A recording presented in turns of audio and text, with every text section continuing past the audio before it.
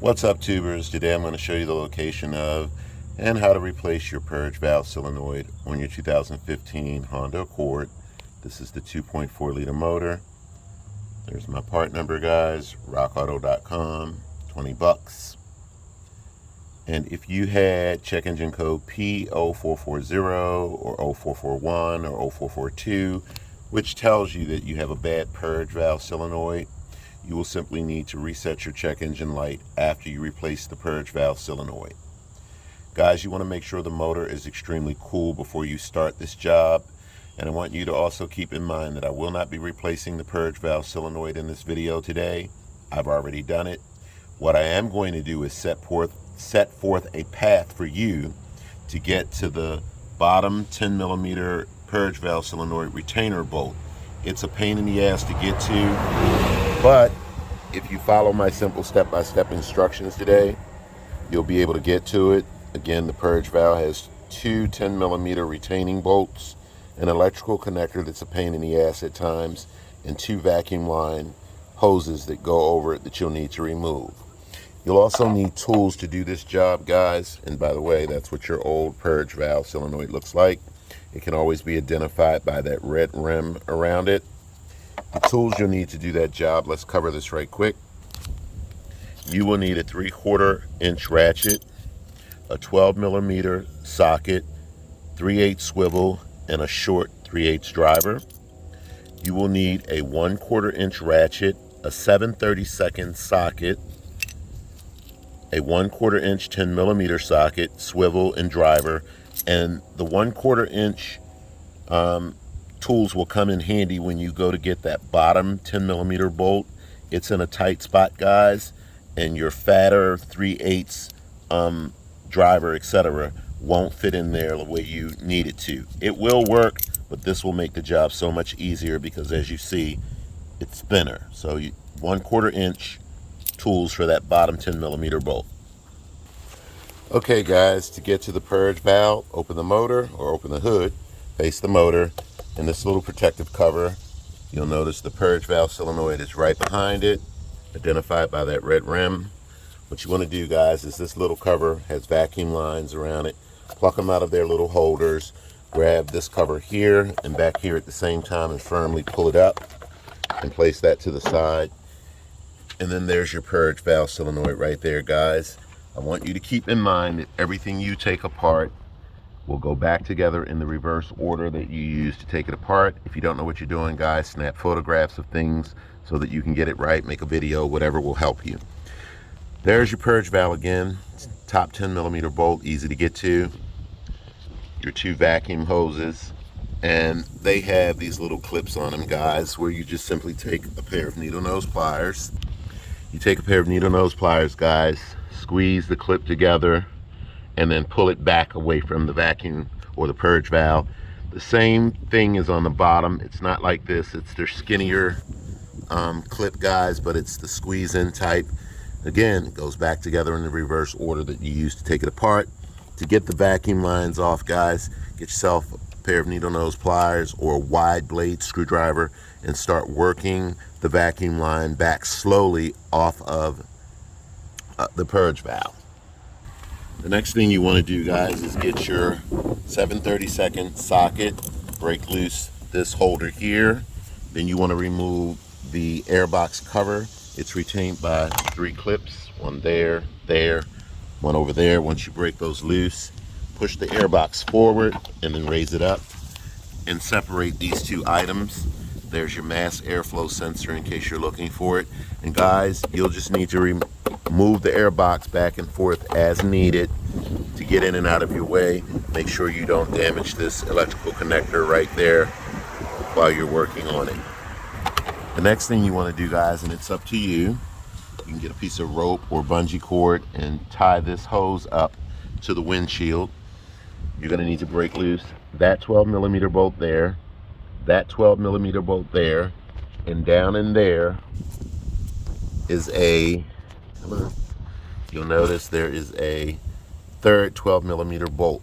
To get to this bolt here, guys, this wiring sits on a holder, and you'll notice there's a little tab. push the tab down, guys, and slide it off of its holder, then you can move this back and forth. Otherwise, it would sit up like that and block your access to that top bolt in the corner. And now I'm going to show you how I got that bolt out. Hold tight. Okay, guys, remember, I'm not taking the purge valve out. I'll say that again, but this is how I got to that bolt there. Okay, I took my 3/8 ratchet, driver, swivel, and 12mm socket, and I broke the bolt loose until it was loose. And then what you want to do, guys, is turn it out a little bit till you know it's really loose. Then you want to take just your socket and reach in there with your hands and unscrew it. Careful not to drop that bolt, guys. I've done it a couple times. It's a pain in the ass to retrieve. Oh, and by the way, you may want to have a long magnet on hand in the event that you should drop one of your bolts. So just to show you guys how I kept that bolt from falling, I reached in there with my socket in my hand and I unscrewed it. Now that I removed those 3 12mm bolts, notice, guys, that this will lay back. Okay? You can easily get to the top 10mm bolt. As you'll look down in there, you'll see the electrical connector. Let's see if I can point that out to you. You'll see the electrical connector right there to the left of my socket. It is a pain in the ass, guys.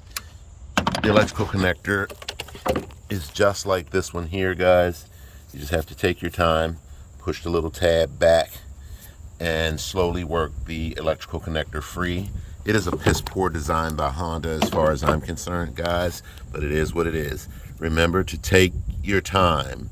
It's a doable job. It's a tedious job, but it's doable.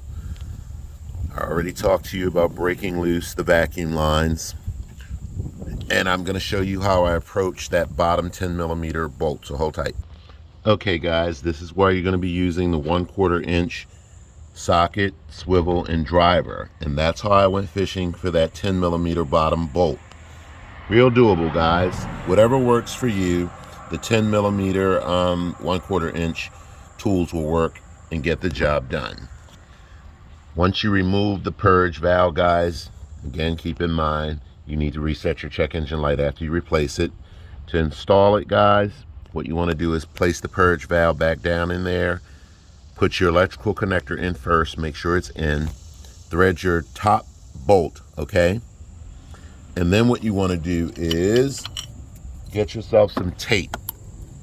And for your bottom 10mm bolt, put tape around it to hold the bolt in place so that it doesn't fall.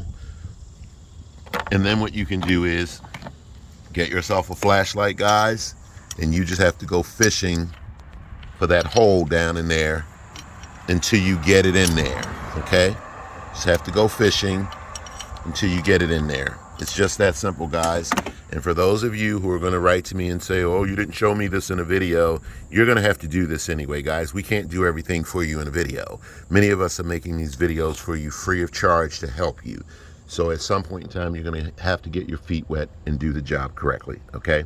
So once you put your bottom 10mm bolt in, make sure the electrical connector is tight.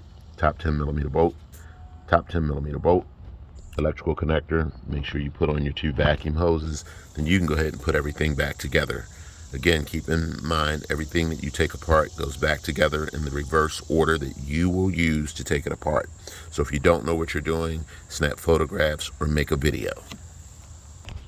Okay, guys, that bottom 12mm bolt is back in. That bolt's back in. That bolt there is back in. When you go to put those 2 10mm bolts in, guys, you don't need to go Hercules on them. This is nothing more than a holder right here. So just make them nice and snug and back off. Same thing for this bolt here, guys, okay? Put your air box back on, your clips. And again, pay attention to how you take things apart, guys. That is how it's going to go back in, okay? And make sure you put this back on its holder. And you just have to get a flashlight, guys, and get back up in there and look. That back on its holder. And then for the most part, you are done, guys. Just make sure that you reset your check engine light in the end. And although I did not replace the purge valve solenoid in this video, guys, Doing the video this way truly allowed me to show you a path to get to that bottom 10mm bolt, the electrical connector, and to get the vacuum hoses off of the purge valve. Again, to remove the vacuum hoses, just make sure you take a wide blade screwdriver and slowly work back the vacuum lines off of the purge valve. You don't want to damage the vacuum lines, guys, very important. And again, take your time when you get to the bottom electrical connector. It is a pain in the ass as well, and again, a piss poor design by Honda as far as I'm concerned. So I hope the video will be helpful to many of you out there, guys. Thanks for watching, and make sure you put this cover back on and reset your check engine light. Take care.